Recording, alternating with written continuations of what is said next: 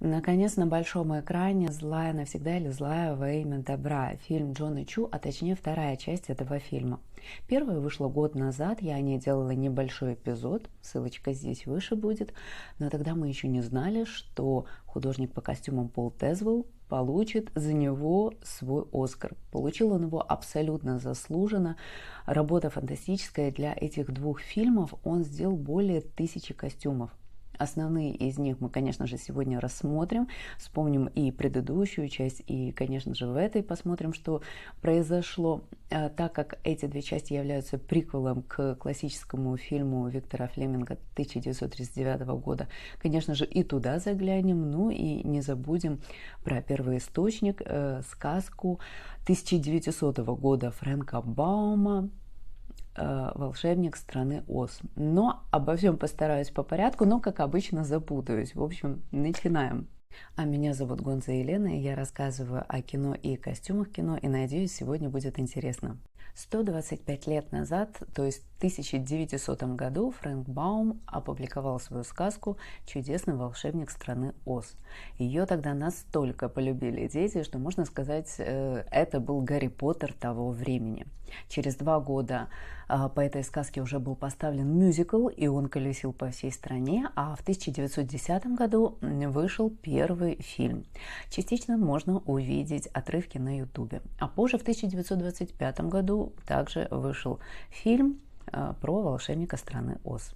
Но фильм основывается не только на этой сказке, а также и на романе Грегори Магуайра «Злая», который он написал в 2005 году, и на основе которого был поставлен на Бродвее уже культовый мюзикл, также «Злая», в 2013 году. Напомню, что сюжет первой части фильма рассказывает про историю знакомства и учебы в университете ШИС Глинды, которую играет Ариана Гранде, и Эльфабы, которую играет Синтия Эрива. Также в первой части они отправляются в страну Оз к волшебнику, а во второй части они уже там обосновались, и каждая занимается, так скажем, своим делом. Бюджет этого фильма составил $150 миллионов, а художником по костюмам, как я уже говорила, был приглашен Пол Тезвелл. Вы, кстати, можете знать его работы по таким фильмам, как «Вестсайдская история» 2021 года Стивена Спилберга, «Гамильтон» 2020 года Томаса Кейла и «Гарриет» 2019 года Кейси Лейманс. Впервые Пол Тезвелл делал костюмы для волшебника страны Оз для школьной постановки в возрасте 16 лет. То есть тогда он, соответственно, тоже был школьником. Кстати, сейчас ему 61, как зеркально. А после он еще делал костюмы для нескольких постановок и трансляций, пока не позвонил Джон Чу с предложением делать костюмы для экранизации долгожданной мюзикла «Wicked» с Бродвея. Пол Тезвелл, конечно же, был знаком с работами Адриана, художника по костюмам экранизации 1939 года, и с бродвейскими костюмами. Однако, когда они встретились с Джоном Чу, Пол понял, что здесь подход будет абсолютно другой, так как режиссер не хотел никаких отсылок к предыдущим экранизациям. Соответственно, он с огромной командой, около 70 человек разного рода мастеров, они сделали те самые 1000 костюмов, абсолютно детализированных, проработанных, продуманных, начиная от мелких блесточек на шляпке и заканчивая каблуком. Если сейчас, разрабатывая костюмы и образы персонажей, художник по костюмам и режиссер искали ответы на вопросы, почему кожа Эльфабы зеленая и почему она предпочитает черный цвет в одежде, то перед художником по костюмам 1939 года экранизации, а именно перед Адрианом, стали более сложные вопросы. Он с детства мечтал работать над экранизацией «Волшебника страны Оз», и даже будучи ребенком в тетрадке прорисовал, как будут выглядеть основные персонажи. Однако, когда дело дошло до работы, оказалось, что MGM решила использовать технику Technicolor. Эта техника заключается в тонировании черно-белых диапозитивов, раскрашивании их в зеленые и красные цвета, затем склеивании для получения цветного изображения. Это сводило Адриана просто с ума, потому что из-за этих внедрений пришлось делать очень много изменений в костюмах. потому что цвета на экране выглядели абсолютно иначе. Например, из-за сильного свечения белый цвет вообще не подходил, соответственно, белую блузку Дороти пришлось перекрашивать, и она стала грязно-белой. А изначально задуманное белое платье для доброй ведьмы впоследствии стало пыльно-розовым. Даже описанные в романе серебряные туфельки Дороти, которые она сняла с прибитой ее домиком ведьмы Востока, на экране стали красными. Однако можно сказать, что Адриан тогда же определил западные представления о том, как должна выглядеть ведьма благодаря своим эскизам костюмов для Маргарет Гамильтон. И теперь каждый, кто делает экранизацию, где должна быть задействована ведьма, должен считаться с ее остроконечной тенью. Кстати, тогда ведьму должна была играть Гейл Сандергард, и ведьма должна была быть такой гламурной, привлекательной дамой. Но в тот период уже в Америке в силу вступил кодекс Хейса, а я напомню, что это кодекс самоцензуры для кинопрокатчиков, и среди прочих пунктов там был пункт о том, что злой герой негативный должен быть изначально показан как негативный. И тогда же в той экранизации ведьма впервые обрела зеленый цвет лица. Для придания более пугающего и отвратительного образа Адриан сделал и более зловещие костюмы. Он создал пышные рукава и длинную юбку для того, чтобы фигура ведьмы казалась более значимой, и добавил остроконечную шляпу, которая в глазах Дороти должна была приподнимать рост самой ведьмы. К слову, мисс Гамильтон настолько хорошо справилась со своей ролью, что на предпоказах оказалось, она пугала детей. И продюсеры приняли решение сократить сцены с ее участием до 12 минут в фильме. Но вернемся к фильму «Злая». Здесь мы узнаем, наконец, почему у нее кожа зеленого цвета и почему она предпочитает черный как основной цвет в гардеробе. Действие фильма начинает развиваться еще до того, как она стала злодейкой. Она только поступает на учебу, соответственно, только учится владеть своими силами. Для того, чтобы разнообразить ее гардероб, в основном черный используется очень много текстур, которые отображают ее связь с природой и любовь к животным. На некоторых нарядах мы можем видеть текстуры, напоминающие строение грибов или кору деревьев. Ее ансамбль для однодневной поездки в изумрудный город, включая платье, в котором она потом поднимается в небо в кульминационном номере Defying Gravity, является примером обманчивой сложности. То, что выглядит сплошным черным, на самом деле является тремя разными тканями. Это черный шелковый шифон, поверх черного кружева, поверх фиолетовой тафты. И эти темные переливы тафты на самом деле помогают платью восприниматься не просто как черное. Такой подобный пример используют очень часто художники по костюмам. И в том же фильме «Франкенштейн», который мы рассматривали не так давно, также пример платья, которое должно было смотреться более глубоким, но должно было передавать правильный цвет, как раз там тоже используются нижние слои ткани абсолютно другого цвета. Волнообразный узор этого платья был вдохновлен нижней частью шляпок грибов и был создан путем сшивания микроплессированного шифона в нерегулярный вихревый узор поверх стабилизирующей марли. А сам же силуэт этого платья более чем классический, он вдохновлен как платьями викторианской эпохи, так и платьем той самой ведьмы Запада из фильма «Волшебник страны Оз».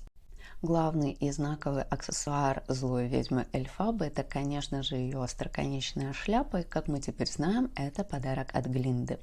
Также эта шляпа является стилистической линией, которая уходит корнями еще к костюмам Адриана в фильме 1939 года. Для этого фильма, для этой ведьмы было создано 5 или 6 шляп. Они все были абсолютно стилистически разные. Например, была с таким же узором, с такой же фактурой, как и платье, была просто остроконечная, была в форме оригами, которая потом схлопывалась, но главное требование к этой шляпе было в том, чтобы она имела правильную форму, удобную для головы Эльфабы, она должна была оттенять ее лицо, а также иметь правильный масштаб для ее волос. Кроме того, нужно было помнить, что она является символом, уже укоренившимся. И, например, в прошлом году на аукционе Heritage шляпа из того фильма «Злой ведьмы» была продана почти за $3 миллиона. В этом новом фильме, во второй части вернее, шляпа Эльфабы становится немножко более объемна, поля становятся более шире, она даже иногда так прикрывает полями или наоборот открывает эти поля, чтобы показать свое лицо. Год назад очки Эльфабы стали просто каким-то наваждением. Они продавались на всех платформах и стоили от $20 до $32. Сейчас, конечно же, Эльфаба уже ими не пользуется, но тем не менее это тоже был важный аксессуар, созданный для этого персонажа. Не буду вдаваться в подробности и рассказывать, почему кожа злой ведьмы на самом деле зеленая здесь, но расскажу, что это за чудо-грим.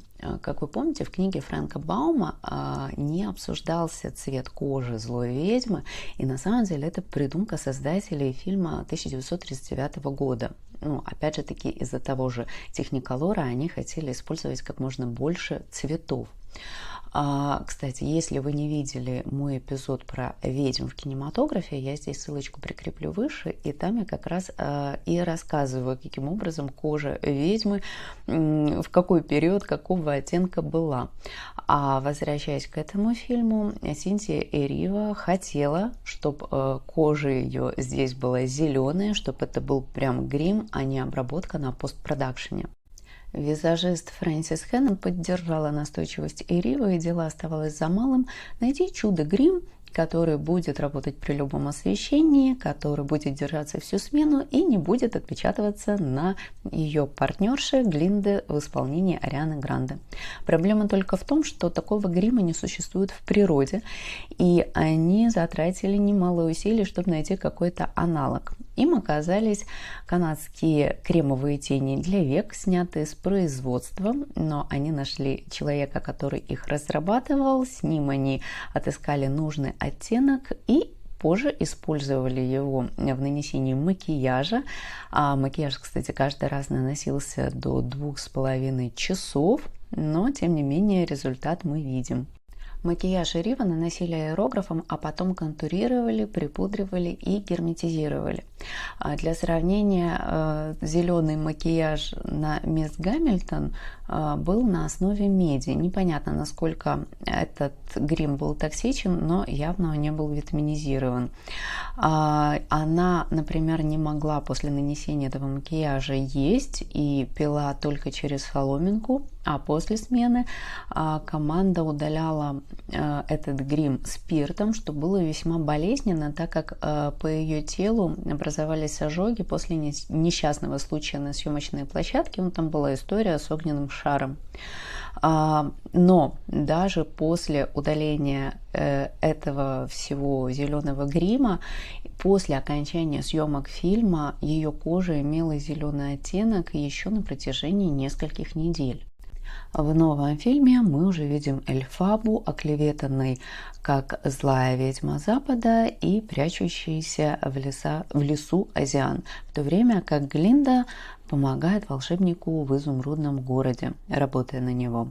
В первой части мы, в принципе, видели девушек взрослеющих и решающих, как они хотят видеть свою взрослую жизнь, а в этом фильме они уже сталкиваются с последствиями своего выбора. В этой части фильма гардероб Эльфабы, конечно же, трансформируется. Мы видим на ней остатки того самого черного платья, в котором она была, когда впервые встретилась с волшебником, но оно уже весьма потрепанное и без рукавов, но при этом оно дает ощущение изящности. Кроме этого, она дополняет его плащом и брюками, что очень нетрадиционно, но тем не менее это добавляет ей такой силы, могущества и создает общий образ супергероини.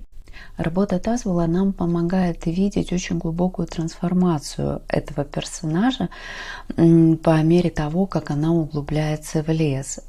Позже и ее плащ трансформируется, и она будто начинает вообще сбрасывать с себя все ненужное, все, что ей было навязано.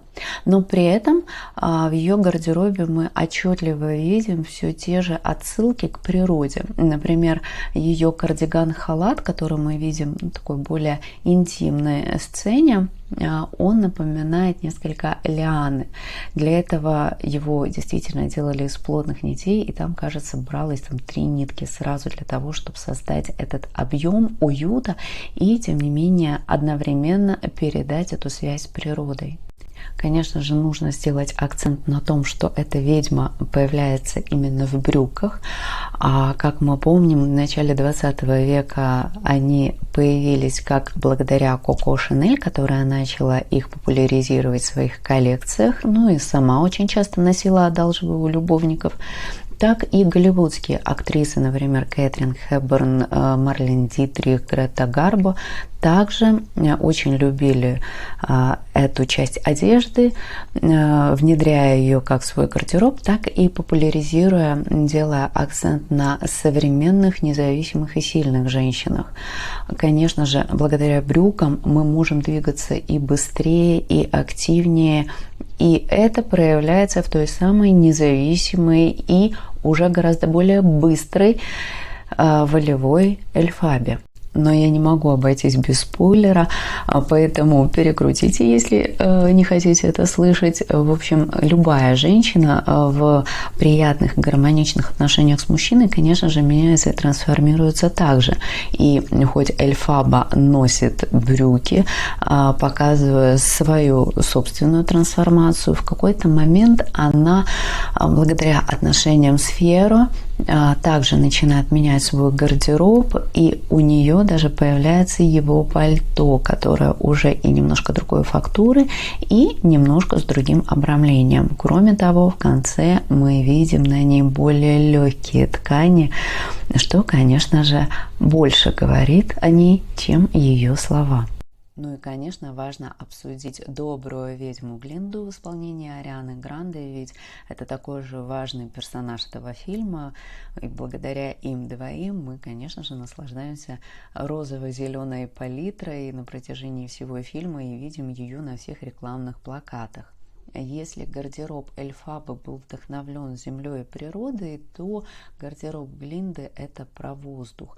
Ее полупрозрачные, почти летающие ткани – это неотъемлемый элемент ее гардероба. И, конечно же, там видны такие элементы, как бабочки, пузырьки и подобные какие-то вещи, напоминающие нам о порхании и какой-то легкости. Кроме того, именно в ее элементах одежды, даже начиная со школьной формы, мы можем видеть спираль Фибоначчи или так называемую золотую спираль, и она прослеживается в ее гардеробах и элементах одежды и аксессуарах на протяжении всего фильма.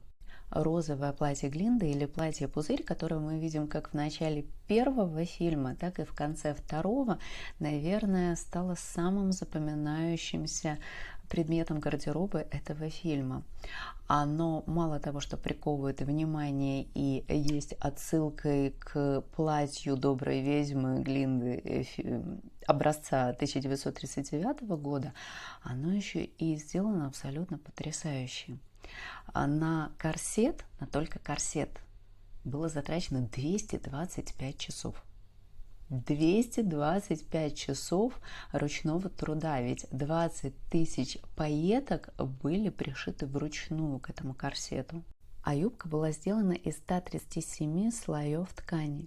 Каждый нейлоновый конус был зажат между слоями более такой воздушной, легкой органзы, на которой были напечатаны пузырьки, которые были обработаны фольгой, что создавало эффект переливчатости.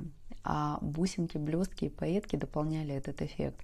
Я не нашла информации, сколько времени затратили еще и на создание этой юбки, но согласитесь, что это просто произведение искусства, и что-нибудь подобное крайне сложно найти, ведь это настоящий кутюр, который создавал,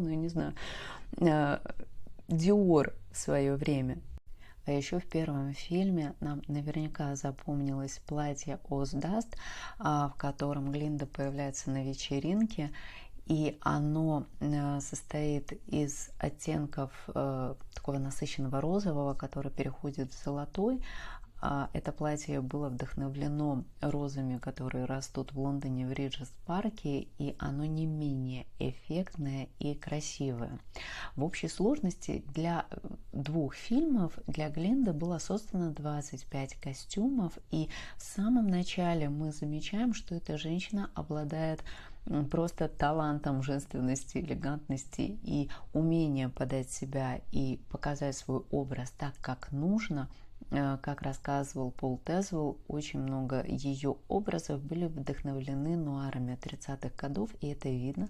Это действительно женщина, которая умеет подать себя, которая с самого раннего возраста, еще будучи ребенком, понимает, насколько она привлекательна, красива и расцветает как та самая роза на протяжении всех 2 фильмов. Однако гардероб для второй части этого фильма требовал абсолютно иного подхода, так как она здесь уже взрослеет, она обретает статус, видимость и значимость в изумрудном городе, а также из нее пытаются лепить образ добра и добродетели мисс Марибл и, конечно же, волшебник изумрудного города. Поэтому Тезвелл видел в ней какой-то аналог такой королевской особы, и для ее гардероба он решил соединить эстетику Диора 40-х годов и эстетику Марии Антуанетты. Также в ее гардеробе, конечно же, остается многослойность тканей и используются тюль и органза. Когда в начале второго фильма Глинда опускается в своем мыльном пузыре, мы замечаем на ней платье сине-сиреневых оттенков. С одной стороны, оно напоминает нам Билли Бёрка в исполнении Глинды в фильме 1939 года.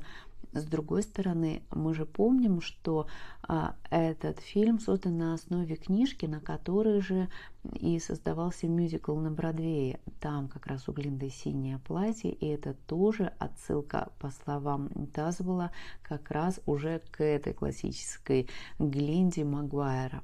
Кроме того, он упоминает, что по развитию сюжета гардероб Глинды становится более проще. Ему важно было подчеркнуть простоту линий, которая не мешала формированию и проявлению сущности самого персонажа, самой Глинды. В этом фильме у Глинды появляется свадебное платье, и Тезвелл с Арианой Гранде довольно долго обсуждали, каким оно должно быть, чтобы правильно отображать эволюцию характера персонажа. Они выбрали довольно лаконичный наряд, но при этом с пышной юбкой, асимметричным вырезом, а также вышивками в виде бабочек. Бабочки обрамляли ее юбку, а также наряд дополняла 25-метровая фата, и тиара в виде бабочек отображает тем самым ее эволюцию. Каждый наряд Глинды в этой части, как, впрочем, и в первой, очень интересный, и каждый хочется рассматривать отдельно и в замедленном темпе. Например, ее юбочный розовый костюм обрамлен одуванчиками, и каждая деталь очень красиво обрамлена бисером, вышивкой. В общем, это очень интересно. Жаль, что не все костюмы вошли в фильм, но, например, костюм с зеленым подъюбником оказался на рекламе фильма, что очень порадовало художника по костюмам. Невозможно не начать говорить о волшебнике, тем более, когда его играет Джефф Голдблюм. Он сам по себе модник и довольно импозантный мужчина, но в роли волшебника просто великолепен. И еще в первой части, конечно же, глаз было не оторвать от его зеленого костюма и от его оскотского галстука, который напоминал чем-то такой спиральный глаз, который переходил в амбре, и затем мы могли видеть детали его костюма, отображающиеся в элементах во всем изумрудном городе. Также и в этой части, конечно же, видно, что это не просто человек, который занимает какой-то пост, он шоумен, он любит внимание, как бы не пытался скрывать себя. И, конечно, стоит обратить внимание и на костюмы в этой части. В этом фильме его костюмы еще более театрально детализированы, и они вдохновлены цирковыми номерами, что очень ярко видно в ярких детализированных узорах, в пальто с широкими отворотами, в цилиндрах, которые он носит. Так же, как и у мадам Марибель, у него в костюмах, естественно, присутствуют изумрудные детали, что так или иначе намекает на их превосходство и власть в этом городе. Пол Тезвелл в одном из интервью говорил, что его один из любимых предметов одежды в этом фильме – это сюртук волшебника. Он несколько напоминает нам Оскара Уайльда, однако Тезвелл говорил, что здесь очень важен узор, а узор здесь в виде таких немного уставших, переплетенных между собой маков спереди и на подоле сюртука, что является пасхалкой для внимательных зрителей, потому что тема маков всплывает еще в фильме 1939 года, когда в поле маков главные герои засыпают.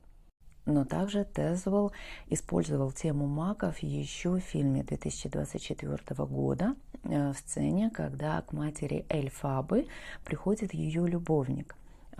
Он тогда приходит и делится с ней некой зеленой бутылочкой, и спойлер, и пасхалка одновременно. Подобную зеленую бутылочку мы можем увидеть и у волшебника в этой части. А кроме того, мать Эльфабы тогда его встречает в красном платье, которое напоминает как раз форму мака. И если мне память не изменяет, у нее даже на талии был прикреплен мак. Этот акцент намекает на употребление незаконных веществ и намекает на то, почему кожа Эльфабы зеленая, а не сироза в инвалидном кресле. Тем и прекрасна сказка «Злая». Она передает реальные переживания и эмоции, которые реальные люди могут отождествлять. Мадам Марибель в исполнении Мишель Иео также появляется в этом фильме, как и в первой части. На ее костюмы невозможно не смотреть, они приковывают взор еще с первого, когда мы ее видим в университете ШИС, когда она встречает студентов в мантии янтарного цвета и шелкового панбархата, обрамленной узором, напоминающим руны. Тогда это была просто выдумка, которая не значила ничего, но отсылала к магии и к каким-то знаниям и заклинаниям, которыми она якобы владеет. Тут про силы профессора колдовства становится более понятно. Она начинает, во-первых, вместе с волшебником находиться и тем самым управлять всем, что происходит в изумрудном городе. Кроме того, мы имеем непрозрачные намеки через ее мантии, которые обрамлены метеорологическими символами, например, чем-то напоминающим облака или дым. Тезвелл даже расшил одну из ее темно-изумрудных мантий золотыми и серебряными слитками, которые намекают на удар молнии, который происходит как будто от центра тела. В фильме на самом деле очень много пасхалок, и одна из них, конечно же, серебряные туфельки Ниссы Розы с каблуком, напоминающим торнадо. Это прямая отсылка к книге 1900 года Фрэнка Баума, где как раз описывались серебряные туфельки, а не красные, которые мы все помним благодаря фильму 1939 года.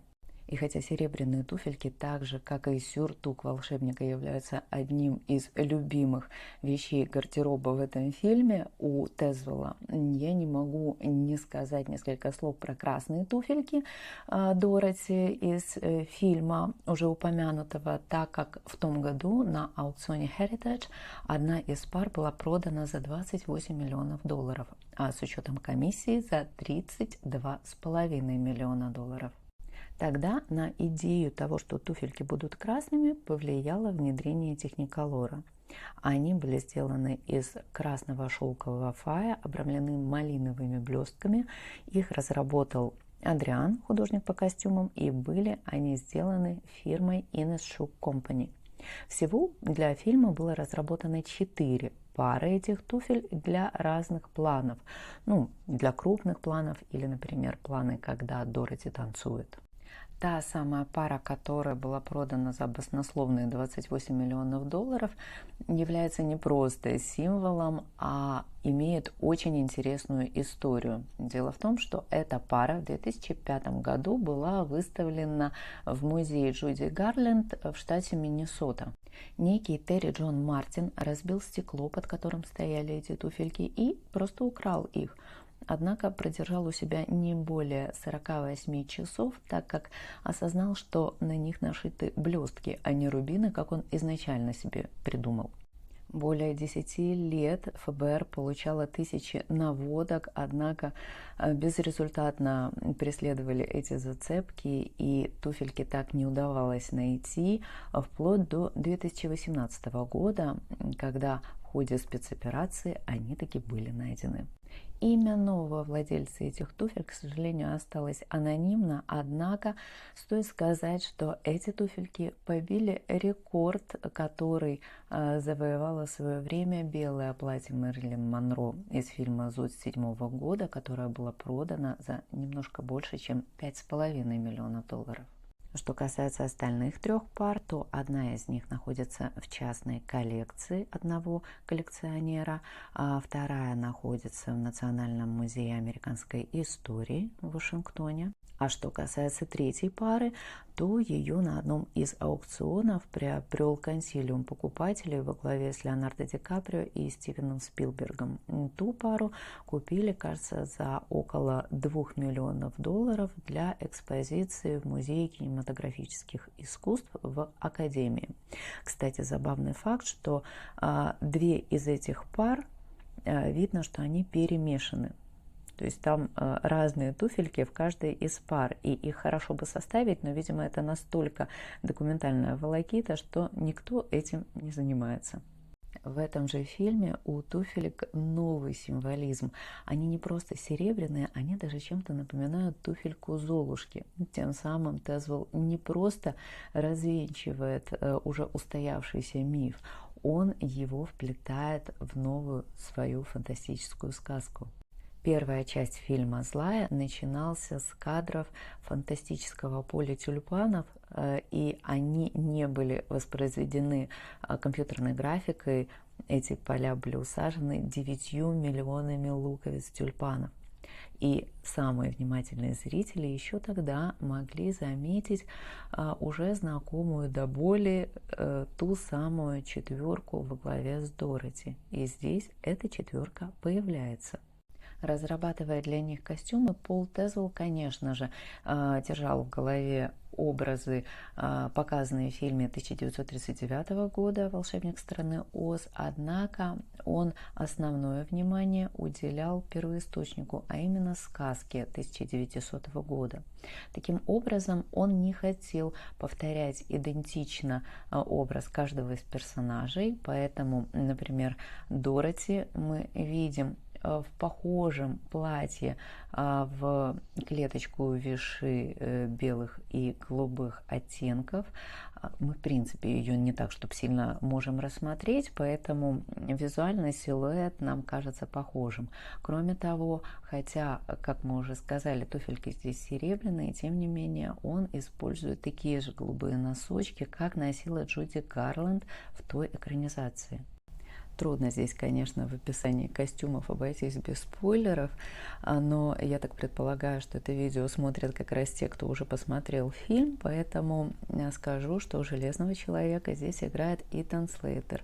Мы его видим в первой части, когда он начинает свои отношения с Нессе Розой. Здесь они также вместе находятся, и его костюм уже в «Изумрудном городе» нам несколько намекает на его преображение.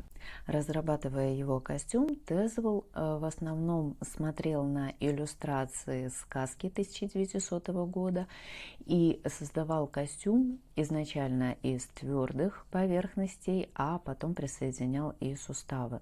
Изначально было важно, чтобы зритель узнал эту четверку издалека и каждого персонажа как-то идентифицировал, потому что они все-таки известны очень широкому кругу, но детали уже прорабатывались самостоятельно. И если фанаты этого фильма обратили внимание, что я еще не вспомнила про Джонатана Бейли, то да, я о нем вспомню, он также здесь играет две роли. В первом фильме его образы были классическими, но с некой спортивной непринужденностью. Здесь у него уже более такой мужской и мужественный образ. Он носит зеленую униформу с золотыми вкраплениями, а также он тут будет играть пугало. И, конечно, его зеленый мундир – это еще одна пасхалка, так как на этом бархате мы как раз можем чувствовать этот символизм колосков, вышитые золотыми нитками. Ну а трусливый лев, которого в экранизации 1939 года играл Берт Лар, здесь создан с помощью компьютерной графики. Если вы не помните, я напомню, что костюм из той экранизации был создан из натурального меха льва. В этом фильме много всего неожиданного, закрученного и витиеватого, начиная от костюмов, заканчивая, конечно же, сюжетом. Но одно неоспоримо.